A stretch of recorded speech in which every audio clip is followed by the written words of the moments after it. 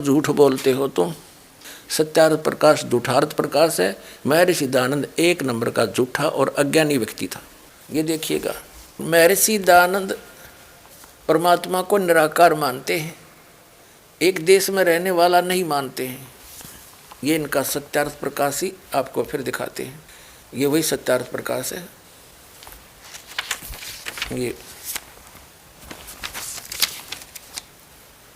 ये वही है।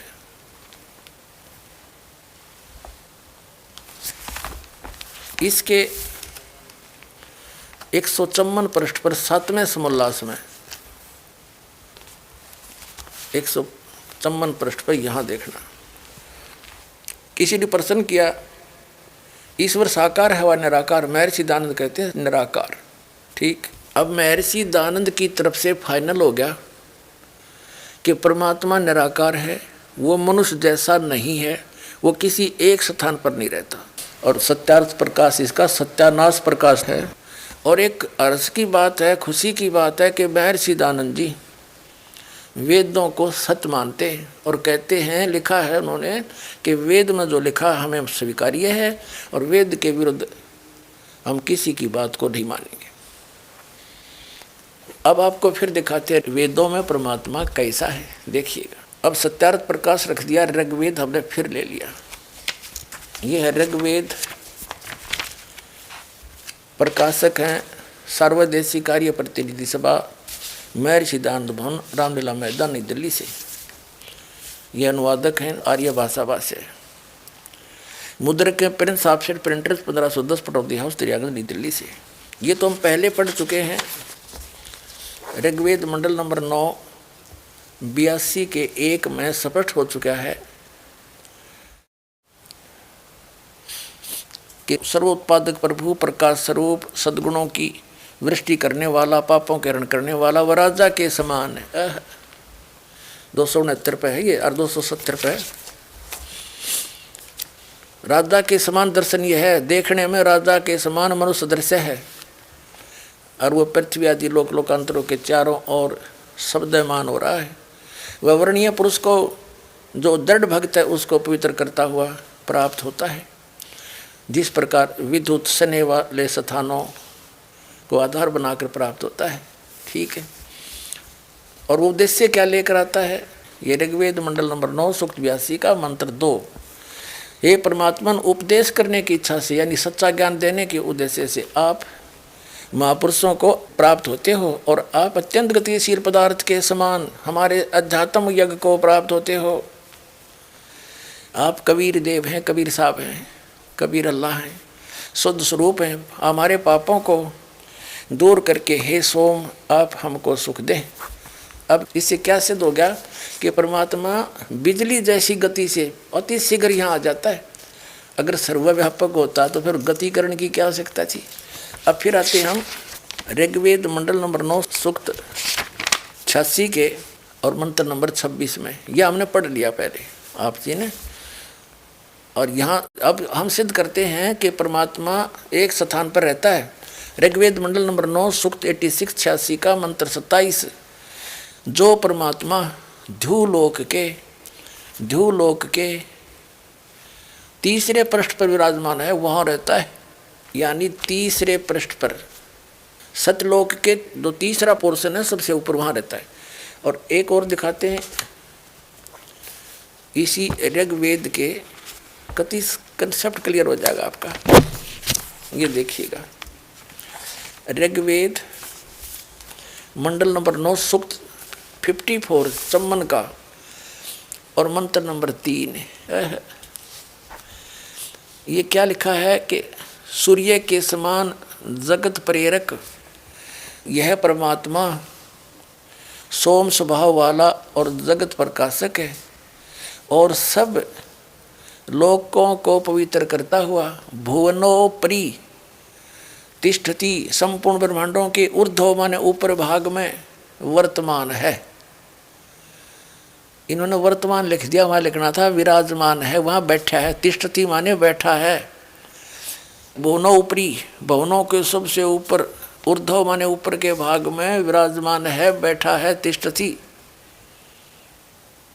ठीक है, वहाँ बैठा है, सभी लोकों के ऊपरले हिस्से में बैठा है। ऊपर 4 लोक हैं, एक सतलोक, अलखलोक, अगमलोक और अकैलोक।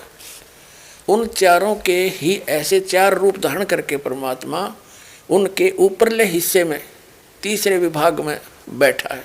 अब ये सिद्ध हो गया, एक तो ये सिद्ध हो गया कि परमात्मा नर आकार है, मनुष्य सदृश है, और वो कबीर देव है, एक स्थान पर रहता है।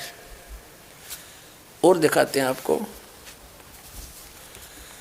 इसी ऋग्वेद मंडल नंबर 9 सूक्त नंबर 96 के मंत्र नंबर 16 से लेकर 20 तक एक विशेष निर्णायक ज्ञान है। उसमें क्या लिखा है, आप ही प्रश्न किया है, उसमें प्रश्न किया है। देखिएगा, ऋग्वेद मंडल नंबर 9 सूक्त 96 है, 96 16। ए परमात्मन सर्वोपरि रहस्य श्रेष्ठ नाम, ये नाम है संस्कृत में। गुह्यम चारु नाम, चारु माने श्रेष्ठ कर दिया, गुह्यम माने सर्वोपरि यानी रहस्य गुप्त। नाम माने नाम लिखना था, जो तुम्हारा नाम है आप उसका ज्ञान कराएं। आपका जो वास्तविक ज्ञान है, गुप्त से गुप्त जो नाम है, आप उसका ज्ञान कराएं। अब वो बताइए कौन सा नाम आपका।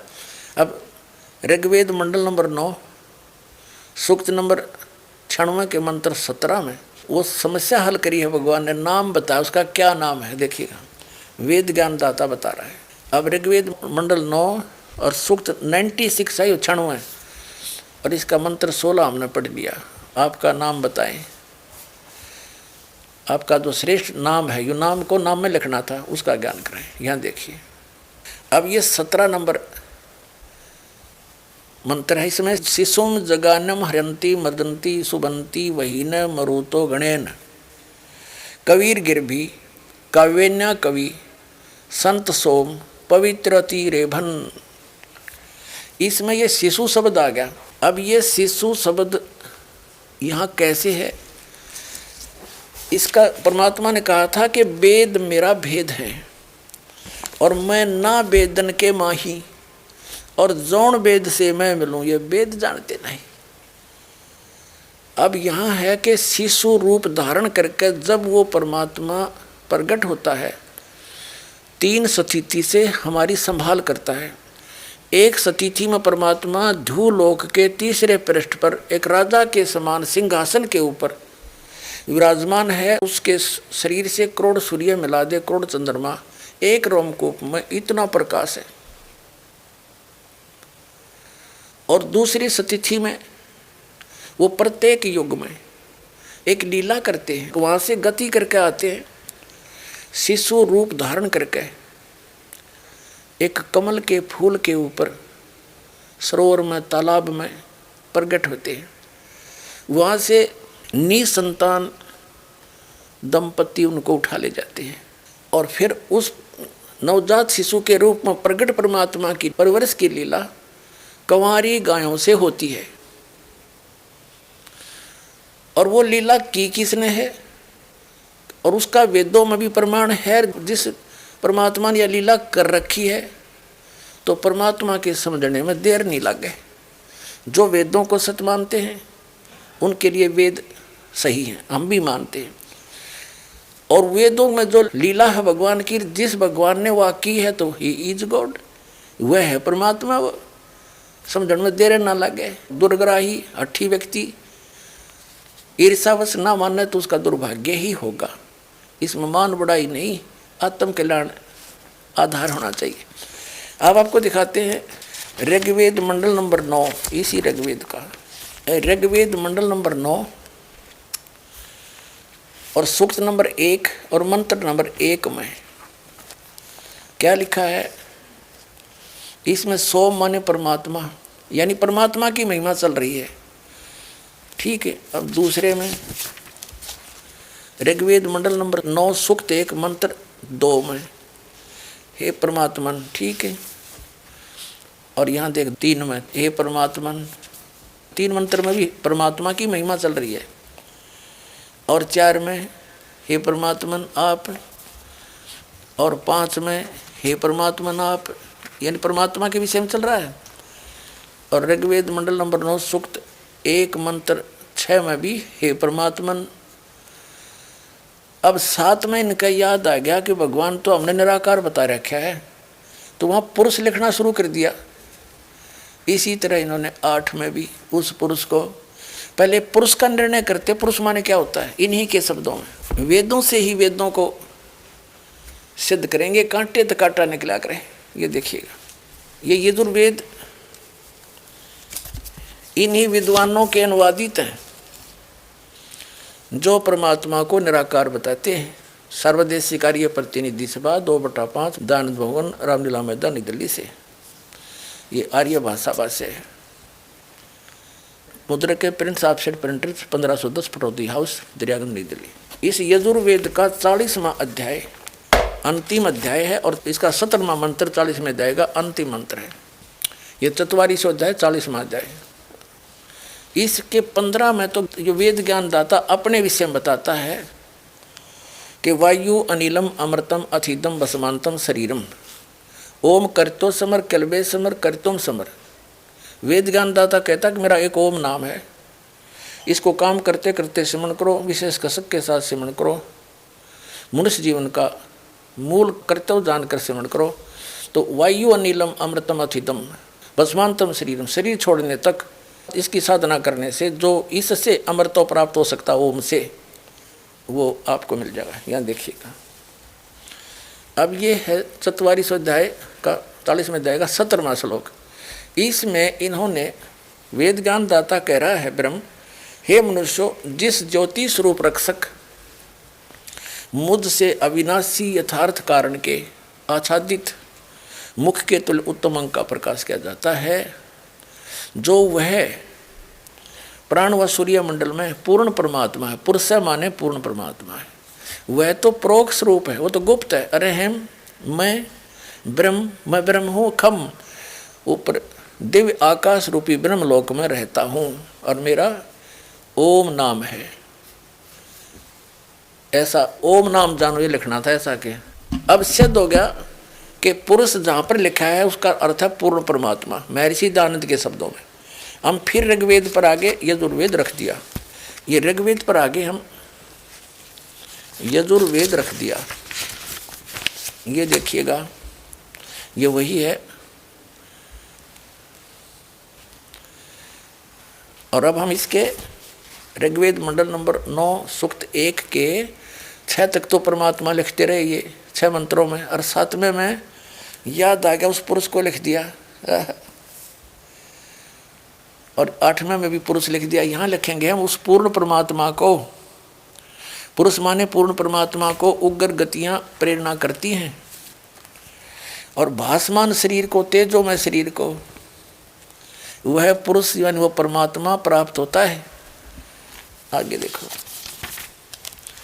और जिसमें 3 प्रकार से दूसरों का कल्याण, वर्ण मन कल्याण करने वाला मधुमेह शरीर मिलता है। इसका क्या भावार्थ है कि वो पूर्ण परमात्मा उसको उग्र गतियाँ प्रेरणा करती है। यदा यदा ही धर्मस्य गलानी भवती भारत। वेद ज्ञानदाता कहता है कि जब यहाँ धर्म के प्रति नफरत हो जाती है, अधर्म बढ़ जाता है, तो मैं अपने अंश अवतार सृजन करता हूँ राम और कृष्ण के रूप में, और फिर वो अधर्म का नाश करते, धर्म स्थापित करते। उनका तरीका क्या है? राम और कृष्ण का आपने देखा होगा। रावण को मारा, करोड़ों आदमी मर गए। परशुराम जी थे उन्हीं के अवतार विष्णु के, उन्होंने अक्षत्रियों को मारा लाखों की संख्या में। फिर श्री कृष्ण जी आए, उन्होंने भी ऐसे ही राक्षसों को मार कर धर्म स्थापना करने की चेष्टा की। लेकिन शांति कैसे हुई?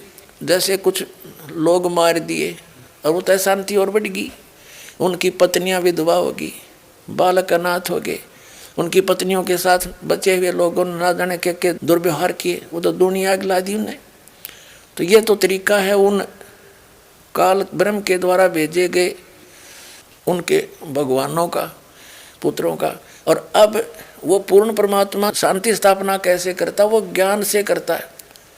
और वो स्वयं आता है और सबको ज्ञान देता है। तो जैसे यहाँ लिखा है कि उस परमात्मा को उग्र गतियाँ यानी बहुत भयंकर स्थितियाँ जब पृथ्वी पर हो जाती हैं उनसे प्रेरित होता है और फिर वो एक अन्य हल्का तेज पुंज का रूप धारण करके यहाँ प्रकट होता है।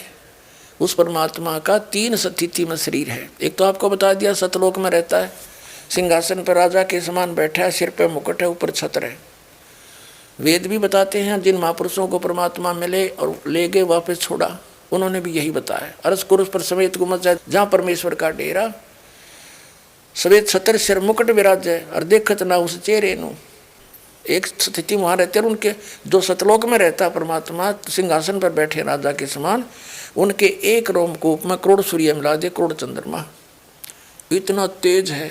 उस रूप में नौका न्यू यहाँ आ जाओ उसी शोभा से तो हम देख नहीं सकते, हमारी चरम दृष्टि बंद हो जा। तो इसलिए परमात्मा अन्य हल्के तेज पुंज का अपने रूप को सरल करके आता है। ऋग्वेद मंडल नंबर 9 सूक्त 86 के मंत्र 26 में आपने देखा कि अपने रूप को सरल करता हुआ हल्के तेज पुंज का करके आता। जैसे एक कमरे में 4-5 टाइप की ट्यूब लाग रही हो, 1000 की, एक 500 की, एक 100 की और एक 10 वाट की या 0 की। जब फुल रोशनी होती है तो सभी जगा ले, उनकी आवश्यकता हो, और सबको बंद करके 0 का बल्ब ऑन रख लिया, पर्याप्त प्रकाश है उसमें, उसको उसकी आवश्यकता उतनी है तो उतना ही रहेगा। ऐसे ही परमात्मा अपने शरीर के नूर को हल्का कर लेता है, कम कर लेता है, फिर वहाँ से चलकर आता है। अब दूसरी स्थिति आपको बता दी कि नवजात शिशु के रूप में कमल के फूल पर प्रत्येक युग में एक लीला करता है ऐसी, और सरोवर में कमल के फूल पर आता है, जिस कारण से जल के ऊपर विराजमान होने के कारण परमात्मा नारायण कहलाता है। नार माने जल, उसके ऊपर आकर विराजमान होने के कारण वो परमात्मा नारायण कहलाता है। और वहाँ से निसंतान दंपति उन्हें उठा ले जाते हैं। और तीसरी स्थिति में परमात्मा जब चाहे अन्य एक साधु ऋषि का रूप बनाकर, महात्मा का रूप बनाकर कहीं प्रकट हो जाता है और अच्छी आत्माओं को मिलते हैं, उनको फिर ज्ञान देते हैं, अध्यात्म ज्ञान से परिचित कराते हैं। अब दूसरी प्रकार के शरीर में वो परमात्मा शिशु रूप धारण करके आता है, दूसरी प्रकार की लीला करता हुआ। तो उसका प्रकरण देखिएगा। जब वो परमात्मा शिशु रूप धारण करके आता है और उसको निसंतान दंपति कमल के फूल से उठा ले जाते हैं, तो उनकी परवरिश की लीला कंवारी गायों द्वारा होती है। वो पूर्ण परमात्मा होता है जो ऐसी लीला करता है, ये वेद बताते हैं। देखिएगा ऋग्वेद मंडल नंबर 9 सूक्त 1 का अब मंत्र नंबर हम 8 पढ़ चुके हैं, अब 9वां पढ़ेंगे। इमम माने उस सोम स्वभाव वाले श्रद्धालु पुरुष को, इन्होंने यहाँ सोम माने उस परमात्मा को, ये अपने करकमलों से लिख रहे हैं। ये देखिएगा इसी के प्रथम मंत्र में सोम माने परमात्मा,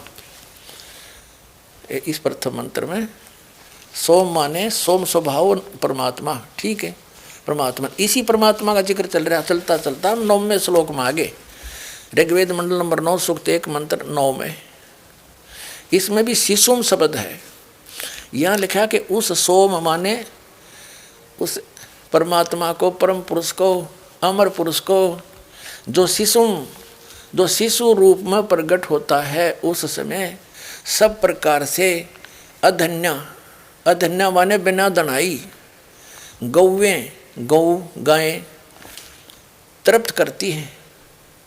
अब अधन्या का अर्थ होता है, जैसे हमारे लोकल क्षेत्र में हरियाणा में जो गाय नए दूध ना हुई है उसने ये कहते हैं ये बिना दनाई है। अधन्या बिना धनाई यानी जिसको बैल ने टच ना किया हो, जो गर्भवती ना हो। और अभिधन्या जिसको बैल ने कभी टच ही ना किया हो, कंवारी। अभी अधन्या धेनवय यानी कंवारी गायों के द्वारा, गौओं के द्वारा उस शिशु रूप में प्रकट परमात्मा के परवरिश की लीला होती है। इसका ये अर्थ है। फिर देख लीजिए ऋग्वेद मंडल नंबर 9 सूक्त 1 मंत्र 9 हम पढ़ रहे हैं। उस सोम माने अमर पुरुष को, सोम स्वभाव वाले पुरुष, श्रद्धालु पुरुष को, अमर पुरुष को जो शिशु रूप में प्रकट होता है, सभी प्रकार से अभिअधन्या, यानी जिनको बैल ने कभी टच नहीं किया, गौवें, उन गौवें द्वारा वो गौवें तृप्त करती हैं, उससे उनकी परवरिश की लीला होती है। जो वेदों में लिखा है, वर्णन है वो परमात्मा की महिमा, और ऐसी लीला जिसने की हो तो कौन है परमात्मा? वही है परमात्मा।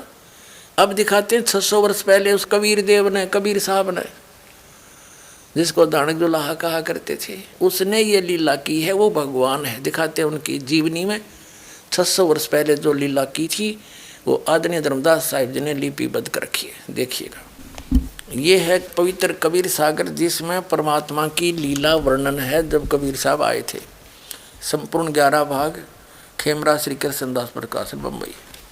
कबीर सागर संपूर्ण भाग, ये वही। इसके कौन है संशोधक? कबीर पंथी ही इसके संशोधक हैं। कबीर पंथी भारत पथिक स्वामी युगलानंद बिहारी द्वारा परिष्कृत, ये इसके मुद्रक एवं प्रकाशक हैं। खेमरा श्री कृष्णदास अध्यक्ष, श्री वेंकटेश्वर परेश, खेमरा श्री कृष्ण मार्ग, कृष्णदास मार्ग, मुंबई। इसका थोड़ा सा मौखिक सुनाता हूँ, उसके बाद आपके बहुत आसानी से समझ में आ जाएगा। परमात्मा 600 वर्ष पहले इस कलयुग में सन 1398 संवत 1455 ज्येष्ठ सुदी पूर्णमासी को सचखंड से, सतलोक से चलकर आए थे। ब्रह्म मुहूर्त में अरे कमल के फूल पर शिशु रूप धारण करके विराजमान हुए थे। उनके प्रत्यक्ष दृष्टा एक अष्टानंद नाम के ऋषि थे, जो उसी सरोवर पर प्रतिदिन स्नान करके आते थे। गर्मियों का मौसम था और वहीं पर बैठकर अपनी साधना को, उस समय अपने गुरु द्वारा प्राप्त साधना को किया करते थे। वो ऐसा करने में व्यस्त थे, ट्राई कर रहे थे। उसी समय ब्रह्म मुहूर्त यानी सूर्योदय होने से लगभग 1.5 घंटा पूर्व आकाश से एक प्रकाश का गोला सा आया। अष्टानंद जी ने देखा कि इतना तेज प्रकाश कैसे आ रहा है, इतनी गति से। उसकी आंखें चुंधियागी बंद होगी। जैसे हम सूर्य की तरफ देखते हैं, आंखें बंद होती हैं तो सूर्य का प्रकाश रहित आकार दिखाई देता है। ठीक इसी प्रकार जब अष्टानंद जी ने उस प्रकाश के गोले को देखना चाहा, उसकी आंखें बंद होगी, वो सहन नहीं कर सकी चरम दृष्टि। आंखें बंद हुई तो उसने क्या देखा कि एक शिशु रूप दिखाई देता है, उसका ही प्रकाश था। वो बालक सा दिखाई दिया, उसकी आंखों में ऐसा चमका सा लगा, जैसे सूर्य की तरफ देखने के बाद आंखें एक तरफ भी कर लें तो उसका प्रकाश रहित आकार अवश्य सामने उसके रिफ्लेक्शन के रूप में आगे आगे घूमता रहता है। ऐसी दशा उसकी होगी। और कुछ देर के बाद वो प्रकाश एक कोने में सिमट गया, उस तालाब के कोने में। अष्टानंद जी ने सोचा कि अपने गुरुजी से पूछूंगा, ये मेरी कोई भक्ति की उपलब्धि है या मेरा कोई धोखा है। अपने गुरु स्वामी रामानंद जी ब्राह्मण महर्षि थे, वेदों और गीता और पुराणों के मर्मज्ञ माने जाते थे। उनसे जब पूछा कि भगवान आज मैंने ऐसे ऐसे आकाश से प्रकाश का गोला सा देखा, उसको मेरी आंखें सहन नहीं कर सकी। आंखें बंद हुई तो एक बालक दिखाई दिया, शिशु, और थोड़ी सी देर में वो प्रकाश कमल के फूल यानी एक सरोवर के अंदर सिमटता दिखा। अब जैसा उस ऋषि ने ज्ञान था, स्वामी रामानंद ने अपने शिष्य का समाधान इस प्रकार किया कि बेटा, ऊपर के लोकों से अवतारी शक्तियाँ आती हैं, अवतार गण आते हैं, तब उनकी ऐसी ही पहचान होती है। तारा सा टूटता है, यहाँ कहीं माँ के गर्भ से जन्म लेंगे। अब उन्हें इतना ज्ञान था कि इनके भगवान माँ से जन्म लेकर आते हैं, लेकिन ये परमात्मा सबका जनक है, सर्वोत्पादक है, ये किसी माँ से जन्म नहीं लेता। ये स्वयं आकर प्रकट हुए थे। तो नीरू नीमा नाम के वो पहले गौरी शंकर नाम के ब्राह्मण थे, और सरस्वती उसकी पत्नी थी। वो शिव जी के पुजारी थे, बड़े ईमानदार ब्राह्मण थे, कथा करते थे, किसी को भ्रमित नहीं करते थे। जो पैसा आ जाता था दक्षिणा का, उससे निर्वाह चलाते थे और उससे जो बच जाता था धर्म में लगा देते थे। वो किसी को भ्रमित नहीं करते थे, गुमराह करके नहीं ठगते थे। सबसे ज़्यादा प्रशंसा के पात्र वो उस क्षेत्र में हो गए थे। अब इस कारण से अन्य ब्राह्मण उनसे ईर्ष्या किया करते थे कि इसने हमारी रोजी रोटी खो दी। इस बात का मुसलमानों को ज्ञान था कि हिंदू धर्म का प्रचार ये गौरी शंकर कर रहा है ब्राह्मण, और उनको ये भी मालूम था कि अन्य इनके ब्राह्मण जो गुरु हैं, जो दुनिया जिनके पीछे लगी है, वो अधिकतर इसके विरुद्ध में है, इसे ईर्ष्या करते। इसका फायदा उठाकर मुसलमानों ने गौरी शंकर सरस्वती को ज़बरदस्ती मुसलमान बना दिया। उनके ऊपर अपना जूठा पानी छिड़क दिया, सारे घर में छिड़क दिया और कह दिया ये मुसलमान बन गया। दूसरे ब्राह्मण जो उससे ईर्ष्या करते थे गौरी शंकर से, उन तो बड़ी खुशी हुई, सब जगह मुनादी करा दी, गौरी शंकर मुसलमान बन गया है, उसका भाईचारा बंद, गंगा में स्नान बंद। 1 मिनट में कर गए काम और वो विवश हो गए। उनका नाम रख दिया नूर अली, जिसको नीरू कहने लगे, और सरस्वती का नाम रख दिया नियामत, उसको नीमा कहने लगे। नीरू और नीमा नाम से वो प्रसिद्ध हो गए। अब उनके पास रोजी रोटी निर्वाह की समस्या आई तो उन्होंने एक कोई ऐसा काम देखना चाहा जो बगैर पैसे के शुरू हो। उन्होंने कपड़ा बुनने का काम शुरू कर दिया। किसी ने सलाह दे दी, और कपड़ा बुनने में कुछ नहीं करना, 4 लकड़ के लठ गाड़ने होते हैं, तार पूरा रपना उस पर लागे करने, जिस कारण से वो जुलाहा कहलाए। वो निसंतान थे, आयु बहुत होगी थी, 60 वर्ष के आसपास। उनका गंगा में स्नान करना बंद करा दिया था, तो वो उस लहर तारा तालाब में स्नान करने जाया करते जहाँ परमात्मा आकर विराजमान हुए थे कमल के फूल पे। वो लहर तारा तालाब उसका नाम इसलिए पड़ा था कि वर्षा के दिनों में जब गंगा दरिया फुल स्विम में यानी खूब बहकर चलती और भरकर चलती थी, तो गऊ घाटों के ऊपर से ओवरफ्लो होकर के पानी उछल कर लहरों से एक सरोवर का रूप धारण कर लेता था, और सारा वर्ष निर्मल जल गंगा का पवित्र रहता था। उसमें कमल के फूल उगे हुए थे। वे प्रतिदिन वहाँ स्नान करने जाते थे। वो उनकी झोंपड़ी से लगभग 4-5 किलोमीटर की दूरी पर था। तो प्रतिदिन स्नान करने जाना था, उधर से परमात्मा ने आना था। वो निसंतान थे। वहाँ से मालिक को कमल के फूल पर पाकर बड़े प्रसन्न हुए। लंबी कहानी फिर बताएंगे, लेकिन आज प्रसंग कोई और है। वो घर ले आए। अब 25 दिन हो गए, कुछ ना खावे ना पीवे, मुंह बंद कर ले। बड़े चिंतित हुए। नीमा बड़ी परेशान होगी कि हे शंकर भगवान, या तो युद्ध देना ही नहीं था लाल, अपने रो पीट का टाइम पास कर रहे थे, और आज आपने लाल दिया बच्चा दिया है, अब ये कुछ खा पी नहीं रहा, भगवान भी वापस ले रहे हो। बहुत बुरी तरह रो रही थी कि कहा था कि यदि ये बच्चा मर गया तो साथ मरूंगी, फाइनल फैसला। तो परमात्मा ने सोचा बुढ़िया मरेगी। शिव जी को प्रेरित किया, शिव मंडल से, शिव के लोक से एक साधु रूप बना कर आया और कहा माई क्यों रो रही है, कारण पूछा, बताया। साधु रूप में खड़े शिव जी ने कहा कि देखा तेरा बेटा कहाँ, लाइए। नीमा परमात्मा को पालने से उठा के लाई और सोची महात्मा के चरणों में डाल दूं, बच्चे की जान बख्श दे।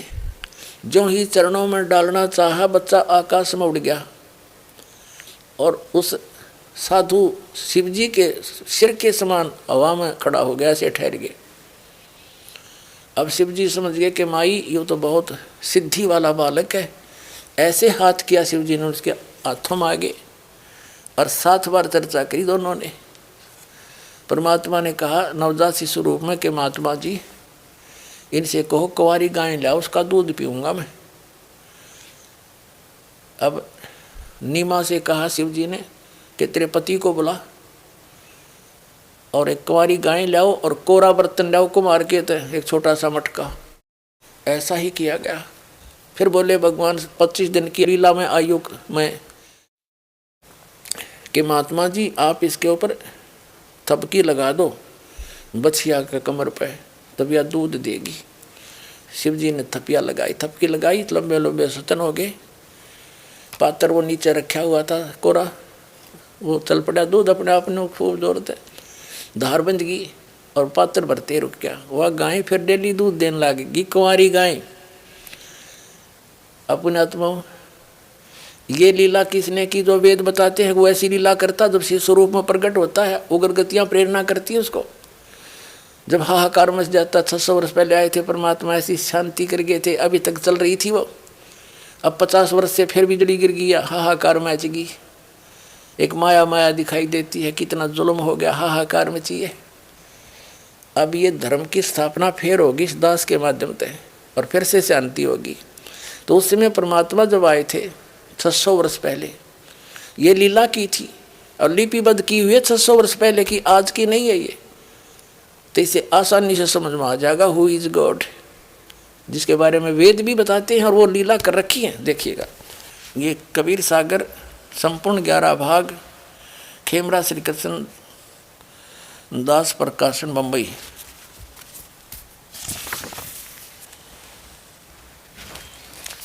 और इसके कौन है? ये संशोधक कबीर पंथी भारत पथिक स्वामी युगलानंद विहारी द्वारा पुरस्कृत। मुद्रक एवं प्रकाशक खेमराज श्री कृष्णदास, अध्यक्ष श्री वेंकटेश्वर प्रेस, खेमराज श्री कृष्णदास मार्ग, मुंबई से। इसमें एक ज्ञान सागर नाम का चैप्टर है, इसके 74 पृष्ठ पर। सुन जुल्हा मन भयो आनंदा, जिमी चकोर पायो निशी चंदा। और ले सुत चले हर्ष मन कीना, उस लड़के को उठाकर वहां से चल पड़े। तासो पुनस असबोल ही लीना, सुत काशी को ले चले, लोग देखण ते आव। लोग देखण आव जब इतने सुंदर बालक ने। अन्न पानी बख्शे नहीं, अन्न पानी खावे नहीं, जुल्ला शोक जनावे। जुल्ला ने फिर चिंता होगी। तब जुल्हा मन कीन तिवाना, रामानंद सौ कही उत्पाना। अब इसमें क्या वर्णन दिया है कि रामानंद से जाकर के उस नीरू ने, जुल्हाए ने प्रार्थना की, ऋषि जी मुझे एक पुत्र ऐसे ऐसे जंगल में मिला है, फूल के ऊपर, और कुछ खाता पीता नहीं, कुछ विधि बताओ, कुछ जंतर मंत्र करो। अब इन्होंने, क्योंकि ये कबीर सागर ये है तो यथार्थ लीला, परमात्मा ने पता था कि कबीर पंथ में कुछ काल के दूत घुसेंगे, फिर उसकी पूर्ति के लिए कबीर परमेश्वर जी ने अपनी प्यारी आत्मा गरीबदास जी को भेजा। गांव छुड़ानी जिला ददर हरियाणा में, वहाँ सतलोक से चलकर आए परमात्मा जो लीला करते हैं। सतलोक से एक साधु महात्मा के रूप में 10 वर्ष के बालक गरीबदास जी जाट जाति में थे।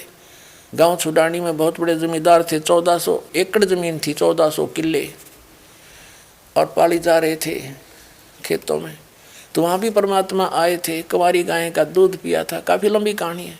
सचखंड लेकर गए थे, फिर वापस छोड़े थे, उनको दिव्य दृष्टि दी थी। जैसे तुलसीदास जी ने लाखों वर्ष पुरानी पहले की घटनाएं रामायण की, रामलीला की, राम भगवान की अपनी चौपाइयों में एचडी चित्रण कर दिया, वो सबको मान्य है।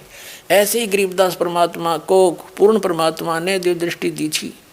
उनकी दिव्य दृष्टि में और तुलसीदास जी की दिव्य दृष्टि में दिन रात का अंतर था। ये दूरबीन समझ लो, दूरदर्शी, किसी की थोड़ी रेंज किसी की ज़्यादा होती है। ऐसे तो गरीबदास जी ने उस परमात्मा की महिमा आँखों देखा और फिर साथ में उनकी दिव्य दृष्टि से एचडी चित्रण किया, और वही इसमें मिला। इसमें थोड़ा सा प्रकरण बदला गया है कि रामानंद जी से पूछा, वो तो शिव जी आए थे साधु रूप बना के, क्योंकि उसके पुजारी थे। गरीबदास जी ने स्पष्ट किया हुआ, शिव उतरे शिव मंडल से अवगत बतन विनोद, और लिया ईश को गोद। कहते हैं अनब्यावर को दूहत है, दूध दिया तत्काल, कंवारी को दूहत है, दूध दिया तत्काल, और पीवा बालक ब्रह्म गति तांसी भय दयाल। जैसा भी हमने उस प्रकरण को समझना है कि वास्तव में एक कंवारी गाय से उनकी परवरिश की लीला हुई है, इतना ही समझना है। ये देखिए, ये है ज्ञान सागर 74 पृष्ठ पे कबीर सागर हम पढ़ रहे हैं। कहते हैं तब जुल्हा मन कीन तिवाना, रामानंद सो कही उत्पाना। मैं सुत पायो बड़ा गुणवंता, कारण कौन बखे नहीं संता। हे महात्मा जी क्या कारण है, कुछ खाता नहीं। रामानंद ध्यान तब धारा, जुल्हा सो तब वचन उचारा। रामानंद जी कहते हैं तू पूर्व जन्म में ब्राह्मण था, ब्राह्मण जाति, और हरि सेवा की नहीं भली भांति भगवान की पूजा करता था, और तेरे कोई चूक होगी उस भक्ति में तो कुछ सेवा हर की चूका, ताते हैं भयो चूल्हा का रूपा, इसलिए तो जुल्हा बन गया। और प्रीति प्रभु गए तुर लीनी, तेरी उस प्रीत को परमात्मा ने स्वीकार कर लिया। और ताते उद्यान में सुत तो दीना, इसलिए तेरे को जंगल में एक पुत्र दिया है। अब नीरू कहे मैंने दिशा कराया उसा पा गया, पर मेरा बालक भूखा मरे है। हे प्रभु जस की नो तस पायो, आरत हो तो दर्शन आयो। संकट निवारण के लिए मैं तेरे पास आया हूँ। सो कहिए उपाय गोसाई, बालक अक्षुदावंत कुछ खाई। ऐसा उपाय बताइए गोसाई स्वामी जी कि भूखा बालक कुछ खा ले। रामानंद अस युक्ति उचारा, तुम सुत कोई ज्ञानी अवतारा। तेरा बेटा कोई विद्वान पुरुष है, और बछिया जाही बैल नहीं लागा, सो लेठाड करते ही आगा। जिस बछिया को बैल ने टच नहीं कराया हो, यानी कंवारी, और उसको ला करके वहाँ खड़ा कर दे। दूध चले ते ठनते, दूध इधरों छिपाए, अक्षुदावंत जब हो ताको देखवाए। वो दूध निकलेगा उस कंवारी गाय के थनों से, उस दूध को छुपा कर रख दियो, और फिर वो भूखा हो जब पिला दियो। जुल्हा एक बछिया ले आवा, कंवारी बछिया, और चलो दूध कोई मरम न पावा। चलो दूध जुल्हा हरसाना, राख छिपाए कहो नहीं जाना। दूध, अब देखो, दूध तब पीवत नाम कबीरा, खेलत संत संग मत धीरा। अब यहाँ इन्होंने, क्योंकि सच्चाई छुपा नहीं करती, इन्होंने विचलित होकर कह दिया, जैसे किसी ने टोक दिया होगा भाई वो दूध कौन आया था, ऐसा जो नीरू ने बताया, तुमने देखा, तो विचलित हो गए कबीरपंथी, उन्होंने रामानंद का नाम ले दिया। जैसे भी घटना यह नौकी नो घटी है, वो दूत कौन था फिर? वो गुप्त आए थे भगवान शिव जी, गरीबदास जी ने अपनी अमृतवाणी में स्पष्ट किया हुआ है। तो हमने सिर्फ इतना देखना था कि वो परमात्मा शिशु रूप धारण करके आए, कमल के फूल पर विराजमान हुए, नीरू निमा नाम के जुल्हा उठा ले गए। उनके परवरिश की लीला बालकपन में कुंवारी गाय से हुई, और ये हमारे वेद बताते हैं। तो वो जब आता है ऊपर के लोक में रहता है, वहाँ से गति करके आता है, और फिर उस शिशु रूप में प्रगट परमात्मा की परवरिश की लीला कुंवारी गाय से होती है। अब फिर देखिएगा ऋग्वेद मंडल नंबर 9 सूक्त नंबर 1 मंत्र 9 में। अब हमने ऋग्वेद उठा लिया, ये सर्वदेशी कार्य प्रतिनिधि सभा महर्षि दान भवन रामला मैदान नई दिल्ली से छुपी है। ये उनका अनुवाद करता है, ये उनके मुद्रक हैं। अब देखिएगा, अब हम ऋग्वेद मंडल नंबर 9 सूक्त 1 के मंत्र नंबर 9 को ही पढ़ेंगे ओनली। मंडल 9 सूक्त 1 और मंत्र 9, ये देखिएगा। उस सोम स्वभाव वाले पुरुष को, उस अमर परमात्मा को, जो शिशु रूप में प्रकट होता है, सब प्रकार से निये गौवें अभी अधन्या बिना दनाई पूर्ण रूपेण, पूर्ण रूप सब प्रकार से, यानी कंवारी गौवें द्वारा तृप्त करती हैं, उसको गौवें तृप्त करती हैं। उस शिशु रूप में प्रकट परमात्मा को सब प्रकार से, यानी पूर्ण रूप से कंवारी अनटच्ड, नवरा अहन सिनिय क्या होता बता गौवें सब प्रकार से बिना दनाई, यानी कंप्लीट जिन अनटच्ड कुंवारी गौवों के द्वारा वो तृप्त करती हैं गौवें उसको। अच्छा हो गया सिद्ध। अब हम फिर आते हैं ऋग्वेद मंडल नंबर 9 सूक्त नंबर 96 के 96 के मंत्र 16 से लेकर 20 तक। उसमें क्योंकि शिशु शब्द आया था, इसलिए ये प्रकरण देना पड़ा कि वहाँ शिशु का क्या अर्थ हुआ। वो भगवान परमात्मा जब आते हैं, लीला करते हैं दूसरे टाइप की, एक शिशु रूप धारण करके धीरे धीरे बड़े होते हैं, तो उस समय वो अपने ज्ञान को उच्चारण करते हैं लोकोक्तियों के माध्यम से, कविताओं से, दोहावलियों के माध्यम से, शब्दों के माध्यम से जैसे कवि बोला करते हैं, वो कबीर देव होता है। और एक प्रसिद्ध कवियों में से भी एक उसको प्रसिद्ध पदवी प्राप्त होती है, लेकिन वो होता है भगवान। वो ऋषि रूप में और संत रूप में प्रकट होता है, भी प्रकट होता है, ऐसे लीलाएं करता है, शिशु रूप में भी प्रकट होता है। अब फिर आते हैं हम ऋग्वेद मंडल नंबर 9, ऋग्वेद मंडल नंबर 9 सूक्त नंबर 96, 96 के मंत्र 16 में तो हमने पढ़ लिया था कि हे परमात्मन, सर्वोपरि रहस्य यानी गुप्त, अति गुप्त, श्रेष्ठ जो आपका नाम, जो तुम्हारी संज्ञा है, जो तुम्हारा नाम है, असली नाम गुप्त, उसका ज्ञान कराएं। यहाँ कराया हो ज्ञान 17वें में। यहाँ शिशु रूप है, शिशुम जगानम हरियंतम वर्जंती शुभंती वहीन मृत गणेन कबीर गिरभी काव्यना कबीर। इन्होंने यहाँ थोड़ी घुसपैठ कर रखी, दूसरे कबीर का अर्थ नहीं कर रखा। संत सोम पवित्र अत्यति रेभन, इन्होंने क्या अर्थ किया है कि शिशुम शिष्यति सूक्ष्म करोति प्रलय काले जगत जगदिति, शिशु परमात्मा, उस परमात्मा को यहाँ कहना था जो शिशु रूप में प्रकट होता है, वो परमात्मा को जो सदा प्रकट है। जगानम माने प्रकट होता है, शिशु रूप धारण कर, शिशुम जगानम, शिशु रूप धारण, बालक रूप धारण करके प्रकट होता है। यहाँ आता है जो अत्यंत कमनीय है, उसको उपासक लोग बुद्धि विषय करते हैं, स्तुतियों द्वारा उसका गुणगान करते हैं। विद्वान लोग उस गतिशील परमात्मा का, अब देखियो अगर वो परमात्मा सर्वव्यापक था तो गतिशील क्या हो गया फिर उसका, वो कैसे हुआ गतिशील? गतिशील माने वहाँ से चलकर आने वाला परमात्मा का वर्णन गणनों द्वारा करते हैं। इसका अर्थ है कवि लोग, गिरभी माने वाणी द्वारा, यहाँ गड़बड़ी कर दी इन्होंने, ये है कबीर गिरभी। इसका अर्थ किया इन्होंने कवि लोग वाणी द्वारा, यहाँ लिखना था कबीर वाणी द्वारा, कबीर, ये कबीर वाणी द्वारा लिखना था, कबीर, इसमें कोई कुछ नहीं करना चाहिए था। कबीर गिरभी, कबीर वाणी द्वारा, कौन? वो कबीर। कावेना, कावेना माने कवि तव से, कवि तव से यानी कावेन, कावेन माने कवि तव से, यानी कवि तब, जैसे कवि बोला करते हैं लोकोक्तियों के माध्यम से और दोहों के माध्यम से, साखियों के माध्यम से, शब्दों के माध्यम से वो अपनी महिमा का वर्णन आप ही करते हैं। यही श्रीमद् भगवद गीता अध्याय नंबर 4 के श्लोक नंबर 32 में कहा है कि अर्जुन, यज्ञों यानी धार्मिक अनुष्ठानों की जानकारी ब्रह्मण मुखे सच्चिदानंद घन ब्रह्म के द्वारा अपने मुख कमल से बोलेगी अमृतवाणी में विस्तार के साथ कहे गए हैं। वो असली तत्व ज्ञान है। चौथे अध्याय के 34वें श्लोक में कहा कि उस तत्व ज्ञान को तू तत्वदर्शी संतों के पास जाकर समझ, उनको दंडवत प्रणाम करने से, कपट छोड़कर प्रसन्न करने से वो तत्वदर्शी संत तुझे तत्व ज्ञान का उपदेश करेंगे।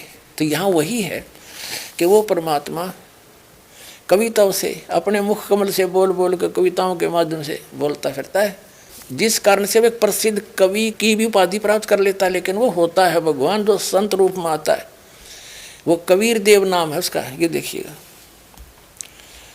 यहाँ आगे हम, ये है कबीर गिरभी कावेना कबीर संत सोम। वो परमात्मा भगवान होता है, वो कबीर नाम है उसका। और कबीर गिरभी, इस कबीर का दूसरे कबीर का इन्हें कित वर्णन नहीं कर रखा। यहाँ देख, ये पूरा देखिए इसको, ये अनुवाद है इनका। इसमें ब्रैकेट में है वह संस्कृत के शब्द, इसमें देखो शिशु, जगानम, अर्यंतम, मर्जंती, शुभंती, मरुतः, गणेन, वहीन, कबीर। ये एक कवि लिखा, कबीर गिरभी कावेना कविताओं से सोम पवित्रम अत्यति, यानी इस कबीर का कितना नाम नहीं। इससे सारा ही प्रकरण चेंज हो गया। ईब दास बताओगे इसका क्या अर्थ है कि वो शिशु रूप में जो प्रकट होता है, आता है जानबूझकर विशेष सुनियोजित योजना अनुसार, तो वो परमात्मा शिशु रूप में प्रकट होता है, धीरे धीरे फिर बड़ा होता है। छोटी ही उम्र में यानी 5 साल की आयु में परमात्मा ने 104 साल के महर्षि श्री स्वामी रामानंद ब्राह्मण, जो महाविद्वान माने जाते थे उसमें, 1400 ऋषि से प्रचारक बना रखे थे, उसके छक्के छुड़ा दिए थे परमात्मा ने छोटी उम्र में। ये ज्ञान बोलिया था।